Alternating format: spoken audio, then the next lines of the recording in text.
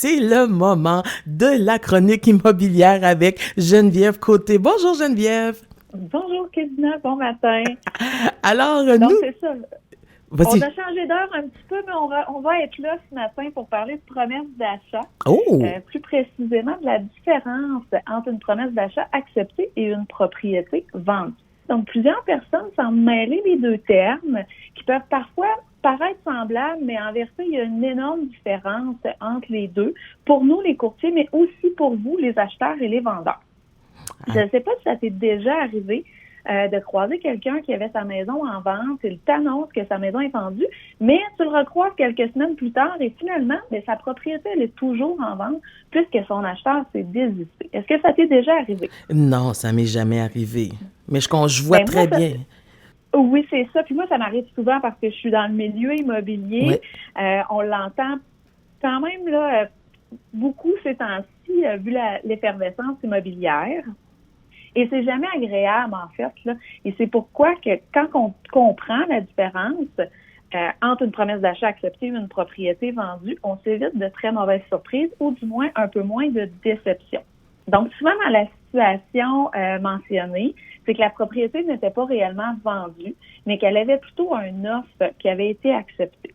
Alors, c'est quoi la différence? On va commencer par le commencement. La personne souhaite vendre sa propriété. Elle appelle son courtier immobilier, à l'occurrence moi, au 418-750-6135. Oh, j'adore!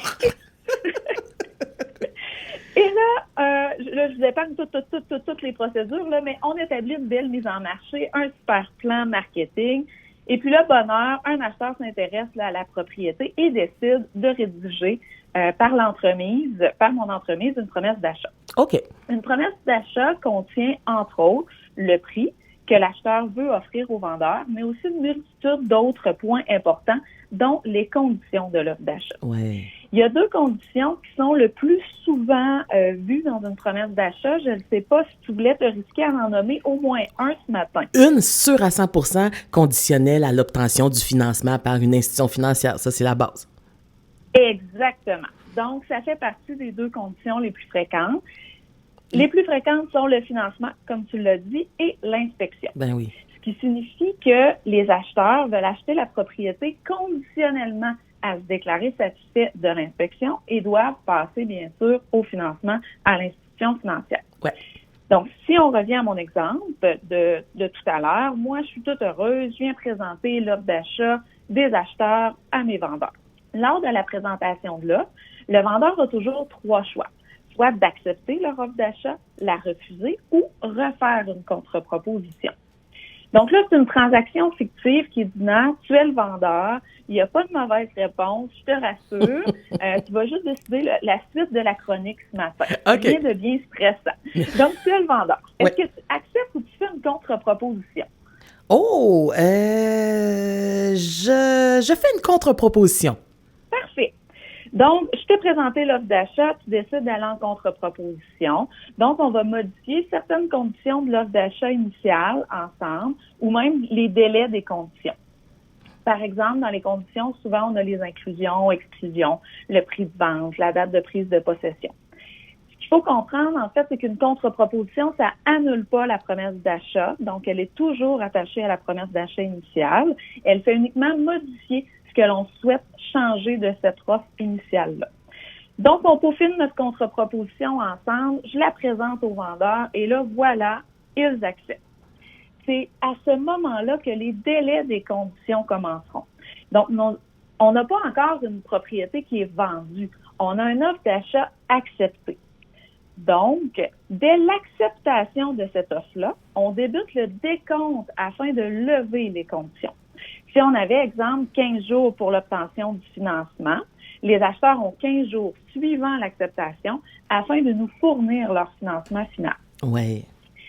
Il se peut qu'il y ait plusieurs conditions, mais tous les délais débutent au même moment, c'est-à-dire à l'acceptation de cette promesse d'achat-là.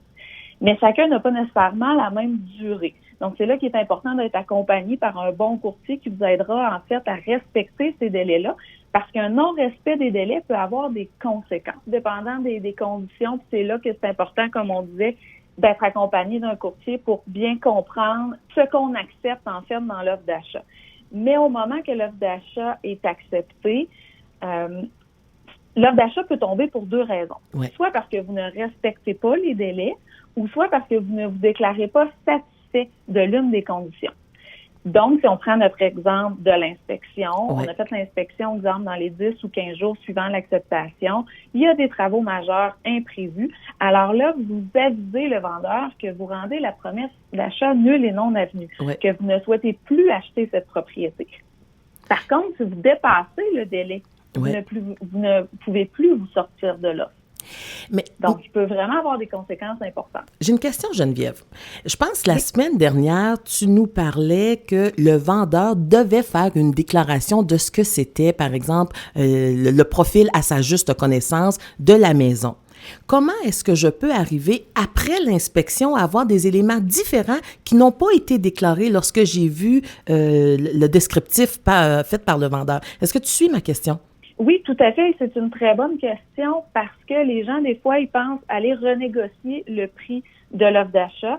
Et s'il était mentionné dans la déclaration du vendeur, on a fait l'offre en conséquence, on ne peut pas. Si on arrive avec quelque chose d'autre qui n'était pas déclaré, là, à ce moment-là, on pourrait soit se sortir de l'offre ou renégocier.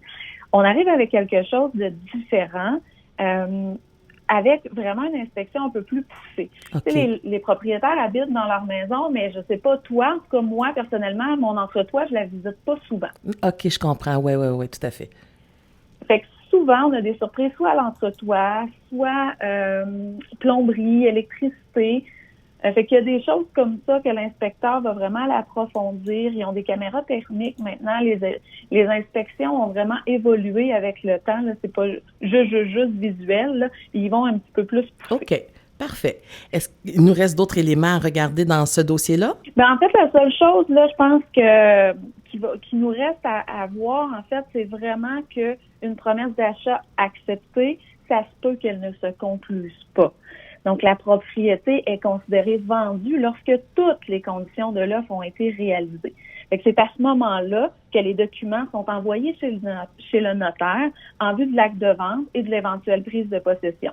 Donc, on peut dire via capital vendu lorsque toutes les conditions sont réalisées. Hey, merci Geneviève. C'était un rendez-vous la semaine prochaine et c'était très drôle. Bonne fin de journée. À toi aussi. Bye.